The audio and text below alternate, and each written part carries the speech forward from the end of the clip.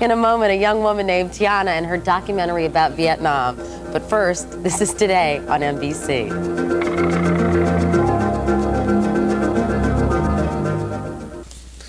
A remarkable film about Vietnam is beginning to make its way to theaters around this country.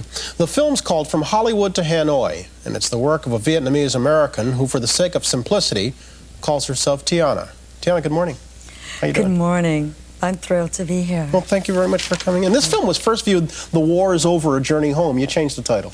Well, originally I called it The Bridge. My dream was to build a bridge between America and Vietnam, and then the bridge became The War is Over. That's the statement. And my journey home. And one day it just struck me that how can somebody who was torn from her roots end up in Hollywood and then end up going back to Hanoi? So it's a natural, From Hollywood to Hanoi. Yeah. You came to this country when you were 5. You lived in the Washington area for a time because your dad was an ex-diplomat involved in the Vietnamese government. Made your way out to Hollywood, did some parts in films, became a karate expert, got your degree, did a few other things. Then you set off on doing this. Why? What was your objective? Unresolved issues, voices that call to me in the night. I still have these dreams of these 5 Vietnamese women, and I speak English, I think in English, but I dream in Vietnamese.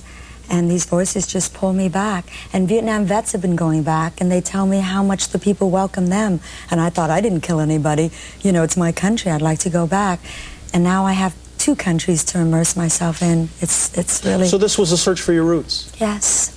Did the people there view you as some kind of repentant, prodigal child return? They really, they welcome you with a spirituality that was very, very moving. And I learned a lot from the Vietnamese people. They have a sense of forgiveness. They've gotten over the war. They're just poor. But I find when I come back here, the contrast is that we do have so much guilt and so much bad feeling. I grew up being ashamed of being Vietnamese. My sister tells everyone she's Japanese. It just is too painful and too difficult to explain it all. I was called a gook, a chink, a VC when I was growing up here in America. And I thought it was my fault that American boys were, you know, dying in Vietnam. The film is intensely personal. Let's take a look at a brief clip of it. In this one clip, you're exploring the train that goes north from what used to be Hanoi to Saigon. The New Saigon Express takes 3 days to get to Hanoi.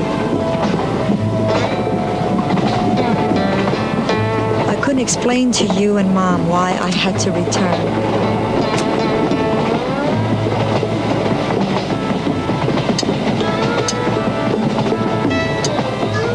I didn't become who you wanted me to be.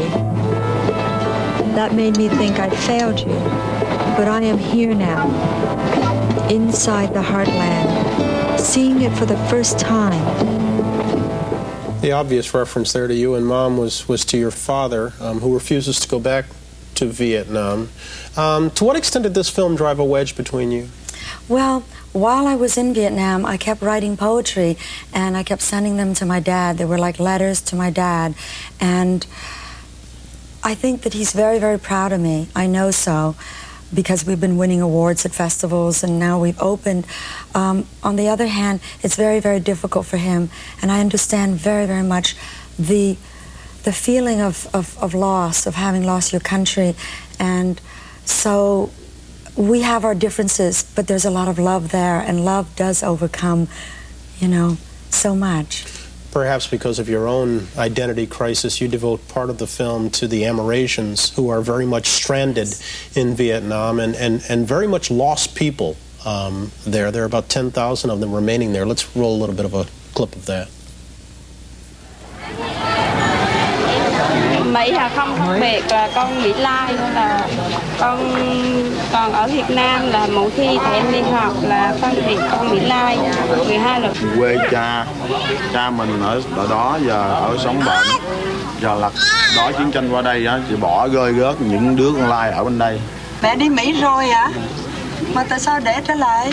Thì lúc còn nhỏ đó, thì để bóng vô rồi cha mẹ bỏ rơi rồi. To make this film and to get it shown has to, I figured out, have cost you a small fortune, a personal fortune. Well, it was a great, great personal sacrifice. I have no personal life.